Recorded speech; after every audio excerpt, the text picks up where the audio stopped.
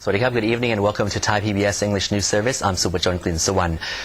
The Bangkok Metropolitan Administration believes Boromarachorani Street will be dry within a matter of days within the end of this long weekend. Meanwhile, the entire capital city will be able to celebrate a dry new year. Meanwhile, a handful of locals in Don Mueang district today closed Wipawadi Rangsit Road to protest against officials' failure to drain out water from their homes quickly enough. However, after meeting with the spokesperson of the FROC, the protesters dispersed.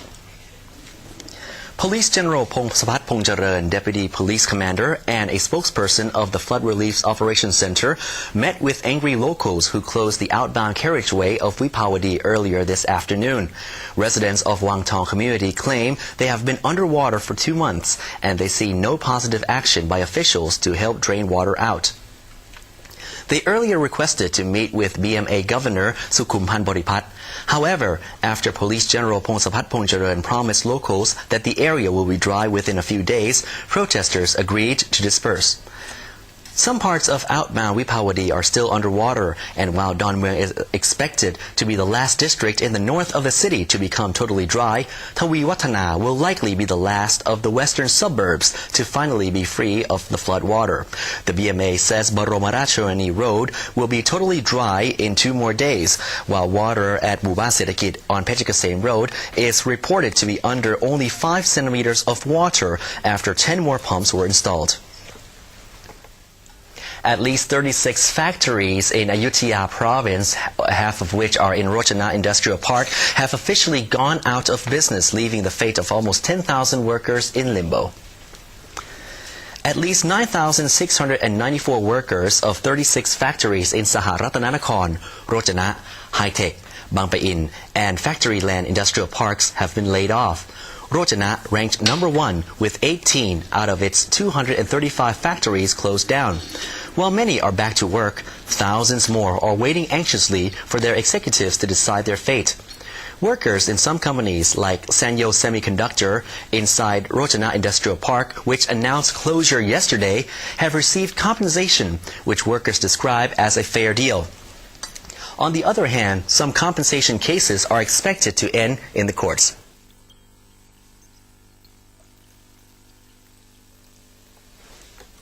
After deciding to lower their interest rates, pawn shops under control of the Bangkok Metropolitan Administration saw a big increase in customer numbers after many pawn shop visitors told Thai PBS that they needed the cash to fix their homes. This pawn shop in Jang Watana Soi 10 is back to business after the floods forced them to close for many weeks. After the Bangkok Metropolitan Administration reduced monthly borrowing interest rates at their pawn shops to 0.25%, lower than privately owned pawn shops, the number of clients increased more than 3-fold. Interest rates start at 0.25% for loans of less than 5,000 baht. Loans over 5,000 but not more than 10,000 baht will face 0.75%. From 10,000 baht to no more than 20,000 baht will see a 1% interest rate. More than that, but no more than 100,000 baht will have to pay a 1.25 interest. Golden necklaces, notebook computers, digital cameras, and watches are some of the popular items customers bring to pawn. Many pawn shop visitors told Thai PBS the cash will go directly to fixing their homes, which were devastated by the floods. The BMA's move to reduce rates is to help flood victims with low-interest loans. The BMA has prepared a budget of 500 million baht. These special interest rates will be available only at BMA pawn shops until the end of January 2012. The government is calling a special cabinet meeting to give the go to many more post-flood related projects. Political analysts are speculating that at least 80 billion baht is expected to be approved. The special cabinet meeting, which was earlier scheduled to be held between tomorrow and Monday, is now moved to Monday and Tuesday. The government will, during the long weekend, meet with concerned agencies to summarize flood-related projects before officially deciding next week. Political analysts speculate a minimum of 80 billion baht will be granted to rehabilitation projects, especially projects proposed by the Transport and Industry Ministries. Also next week, Army Commander General Prayut Chan-o-cha and Prime Minister Yingluck Shinawatra are scheduled to meet to talk on national security issues, especially with handling any possible unrest during the New Year holidays. Meanwhile, there has not yet been any updates following the request by FROC Director and Justice Minister Police General Pracha Promnok, along with another 83 Pheu Thai MPs who signed a petition asking the Constitution Court to revoke the Member of Parliament status from opposition leader Aphisit Wechchachiwa and another Democrat MP Warong Detkit Wikrom. The Pheu Thai MPs claim the two of interfering with state officials, accusing them of allegedly taking survival kits from the Ministry of Energy to hand out to locals in Phitsanulok province for their own political benefits. However, House Speaker Somsak Suranont did not yet set the time frame for submitting the request to the Constitution Court as the Pheu Thai MPs suggested. And now it's time for the flood speculations with Professor Seri Suparatit and Kun Darin Klong Akara. So, Professor, what have we got today? Today we will talk about floodway, or it become flood always. Oh, that's a good one. Dr. Seri like to talk about the transportation for this time. Okay.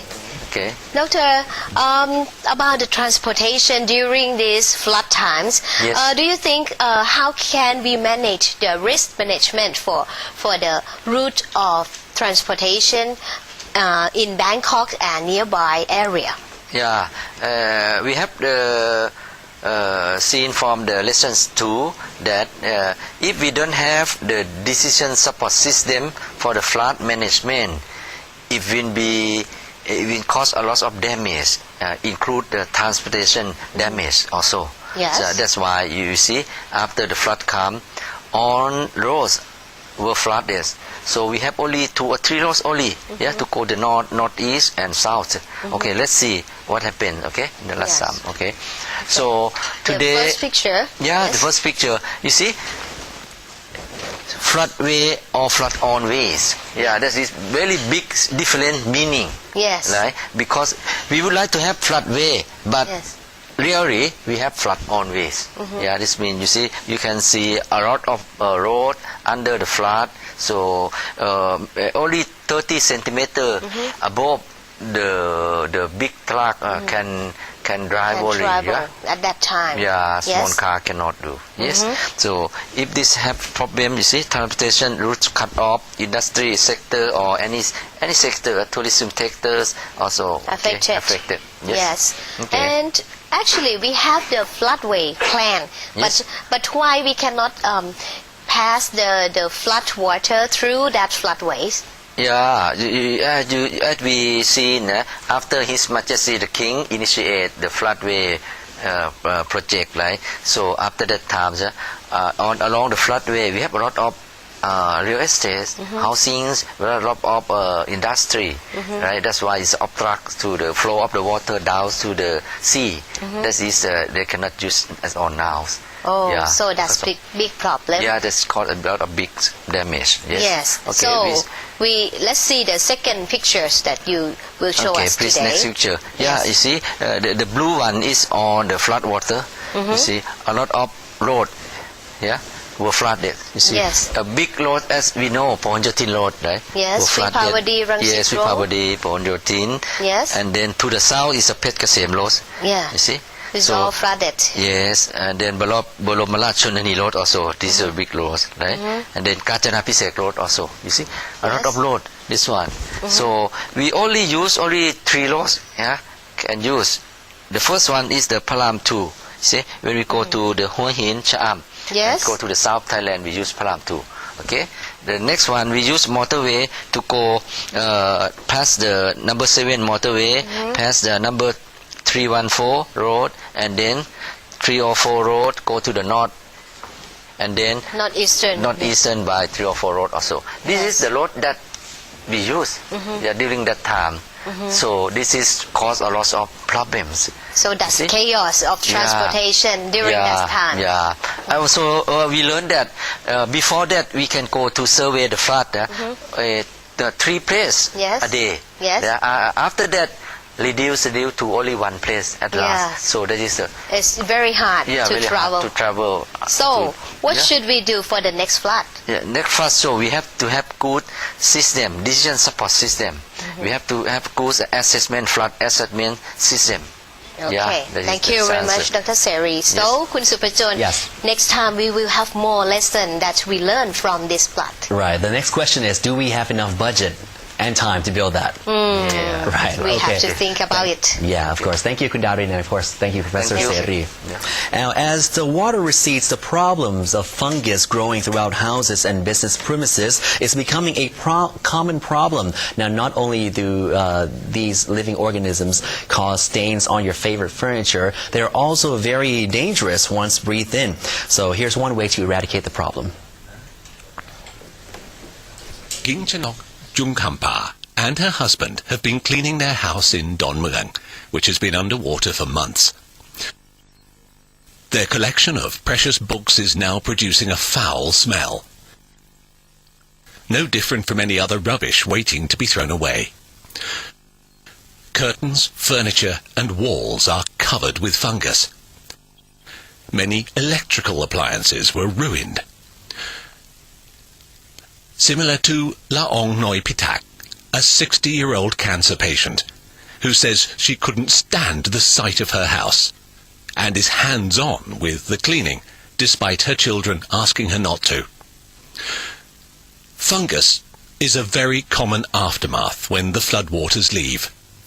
Leaving black stains on furniture is one thing, but inhaling these microorganisms could be deadly. As one solution, Dr. Boonchai Somboonsuk, Director General of the Department of Medical Sciences, suggests mixing alcohol or hypochlorite with water in a proportion of 1 part to 10 parts water, then wiping the mixture over the fungus and leaving it for 20 minutes to dry. The Ministry of Public Health has issued Ra Away, a solution that will also eradicate fungus in households.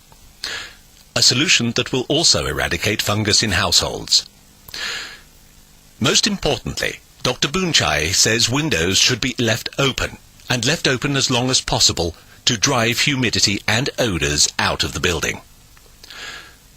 Another way to test if your house is still humid is by taping the sides of a 1 metre by 1 metre square sheet of plastic to your wall or cupboard for about 24 hours. If drops of water or condensation appear inside the plastic sheet, your house is not yet humidity-free. And that brings us to the end of tonight's edition of Thai PBS English News Service. Thank you for watching. Enjoy the rest of your evening. Good night and Sawasdee krap.